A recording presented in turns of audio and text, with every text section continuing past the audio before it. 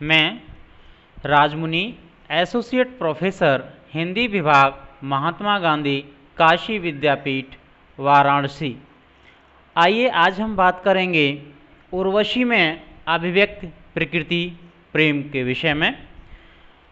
मानव सभ्यता के विकास और प्रकृति के संबंध में यदि देखा जाए तो जब से मानव सभ्यता का विकास हुआ है तब से लेकर आज तक प्रकृति से अलग इस विकास की कल्पना व्यर्थ है। प्रकृति मानव के निर्माण में महत्वपूर्ण भूमिका निभाती है, या हम यूँ कहें कि संसार में समस्त जीव प्रकृति में ही जन्म लेते हैं, उसी में बड़े होते हैं और अंत में उसी की शीतल गोद में चिर विश्राम पाते हैं।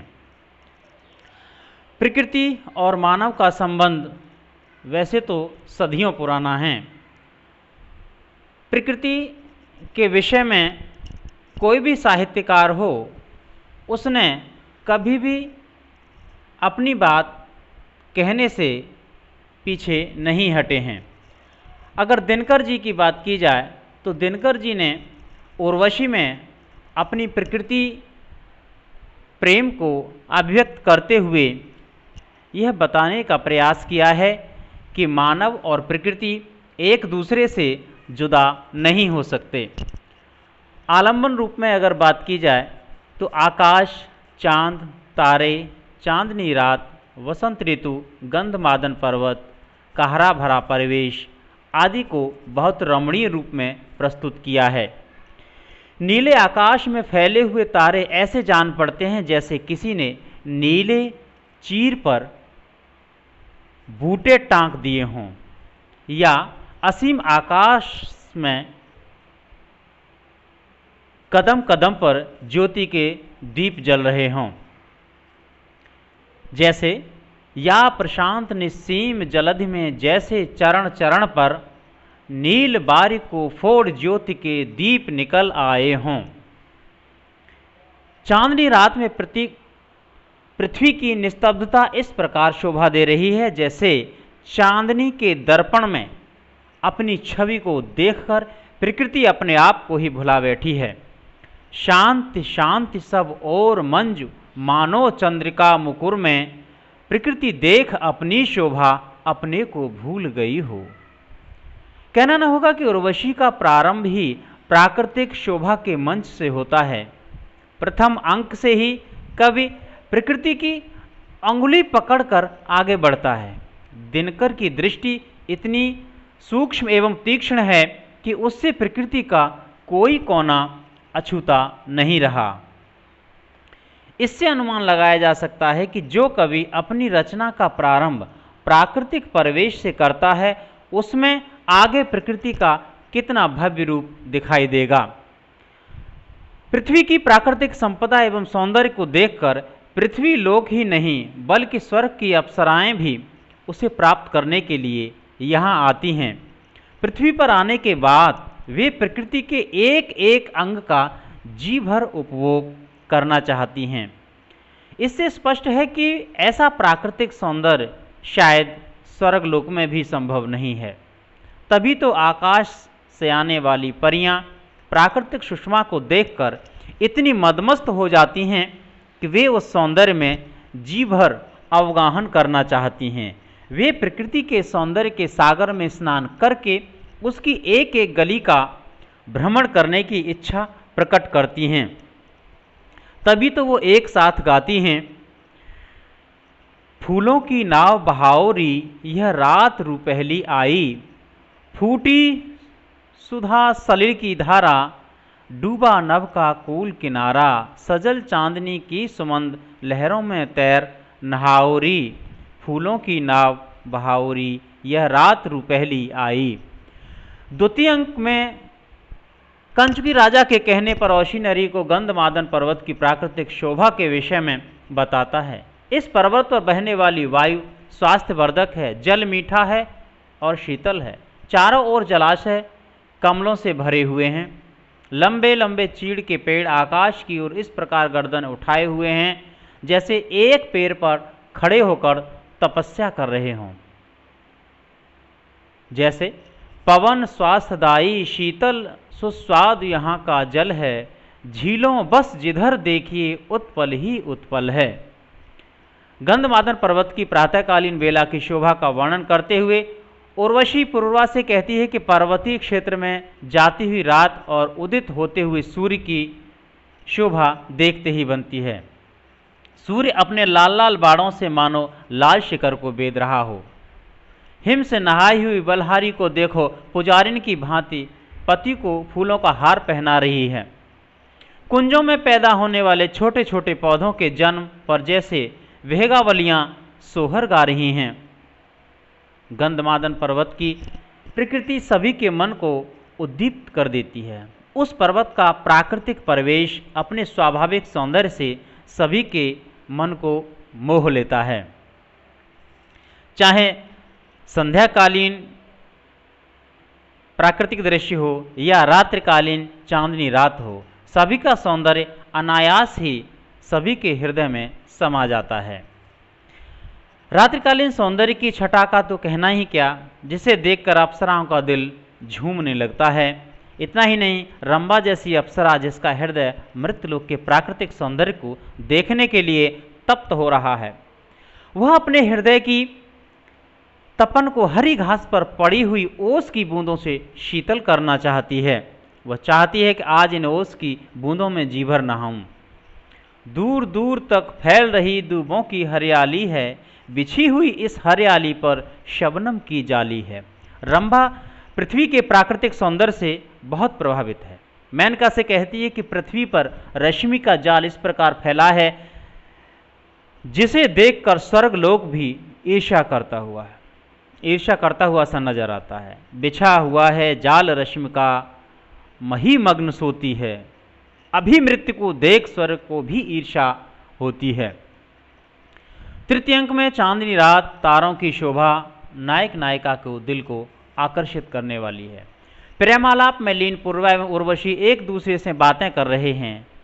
तभी उर्वशी चंद्रमा की चांदनी की ओर इशारा करती हुई कहती है कि देखो, वह देखो, नगपति के ऊंचे हिम से ढके हुए शिखर को देखो, वहां पर सूर्योदय हो रहा है और दूसरी तरफ पर्वत बर्फ से नहाया हुआ है। उर्वशी की बात सुनकर पूर्वा कहता है कि तुम सच कह रही हो। इस समय समस्त आकाश शांति के सौंदर्य से परिपूर्ण है। चंद्रमा की शीतलता, शुद्धता, उज्ज्वलता हृदय में अनायास ही प्रवेश कर जाती है। ऐसे समय मनोहर वातावरण में पुरानी स्मृतियां ताजा हो रही हैं।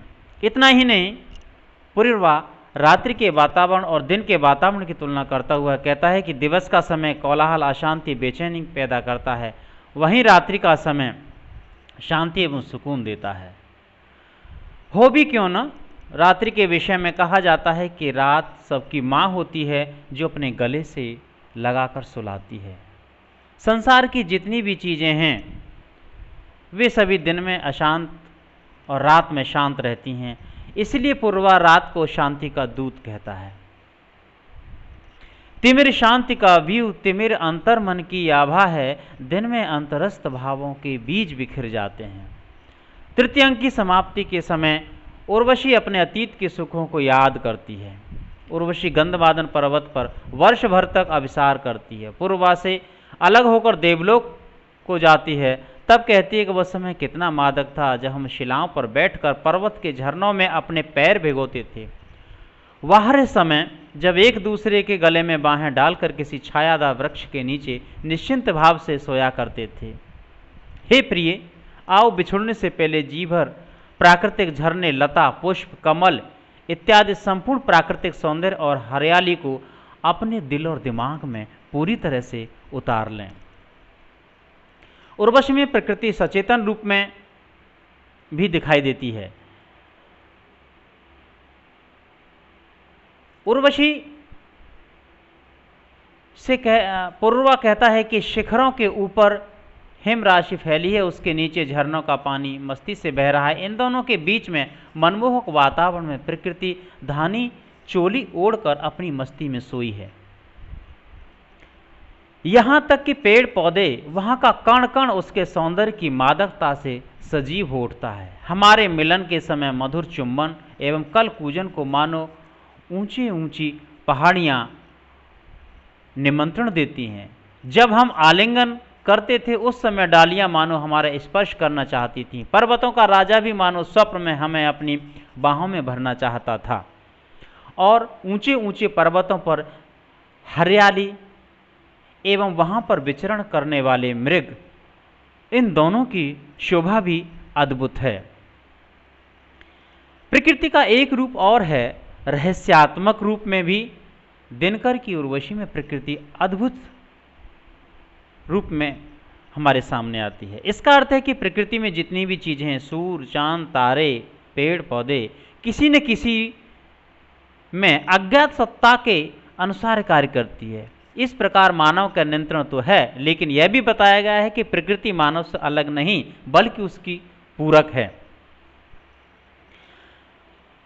तीसरे अंक में पूर्वा उर्वशी से कहता है कि धरती से लेकर आकाश तक जितनी भी क्रिया प्रतिक्रिया होती है वह सब अज्ञात सत्ता के अनुसार ही संचालित होती है। जिसकी इच्छा का प्रसार भूतल पाताल गगन है, दौड़ रहे नवमय अनंत कंदुक जिसकी लीला के। उर्वशी पूर्वा से कहते कि ईश्वर प्रकृति का शत्रु नहीं है, वह प्रकृति के कण कण में व्याप्त है, शिखरों में, गति में, मेघों में, निशा में। मनुष्य जो मान बैठा है कि ईश्वर आकाश में कहीं सशरीर बैठा है, यह उसका भ्रम है। वह तो प्रकृति के कण कण में समाया हुआ है, कहीं कीचड़ में, कमल में, पहाड़ पर उगते हुए पुष्पों में, बर्फ से ढकी हुई चोटियों में। तभी तो कहती है कि जिसे खोजता फिरता है तू वह अरूप अनिकेतन, किसी व्योम पर कहीं देहधर बैठा नहीं मिलेगा। वह तो स्वयं रहा वह अपनी ही लीला धारा में, करदम कहीं कहीं पंकज, कहीं स्वच्छ जल बनकर। इसके अलावा प्रकृति का आलंकारिक रूप भी बहुत मनमोहक है। उर्वशी के सौंदर्य चित्रण के समय प्रकृति के एक एक अंग की उपमा अलग अलग ढंग से दिनकर जी ने की है। चित्रलेखा बताती है कि राजा के लिए उर्वशी के चरण कमल कुमकुम से हैं। शरीर की चमक उषाकाल की लाली जैसी नवीनता एवं ताजगी भरी है, हरियाली जैसी है, जिसमें उत्प्रेक्षाओं अतिशोक्तियों का अद्भुत संगम है। लाल लाल वे चरण कमल से, कुमकुम से, जावक से, तन की रक्त कांत शुद्ध ज्यों धुली हुई पावक सी। निपुण का चांदनी में वृक्षों की छाया से निकलती ही उर्वशी की शोभा एवं लालित्य की तुलना मणि से करती हुई कहती है कि ऐसा लग रहा है कि सूर्य के मुख से मणि निकल रही हो। उसे देखकर लग रहा है कि स्वयं चांदनी ने स्वर्ण प्रतिमा का रूप धारण कर लिया हो। उसके झिलमिलाते अंग ऐसे प्रतीत होते हैं जैसे कुमकुमों पर हिमकण विराजमान हो। उसका शरीर उस कमल की तरह है जो अभी अभी जल से निकलकर प्रकट हो रहा है। प्रकटी जब उर्वशी चांदनी में द्रुम की छाया से लगा सर्प के मुख से जैसे मणि बाहर निकली हो। उर्वशी में प्रथम अंक से लेकर 5वें अंक तक अनेक स्थानों पर आलंकारिक रूप में बड़ा ही अद्भुत और मनमोहक चित्र दिनकर जी ने खींचा है। इसके अलावा शारीरिक सौंदर्य के अनेक प्राकृतिक उपमानों का अद्भुत प्रयोग किया है एवं संतुलित प्रयोग किया है।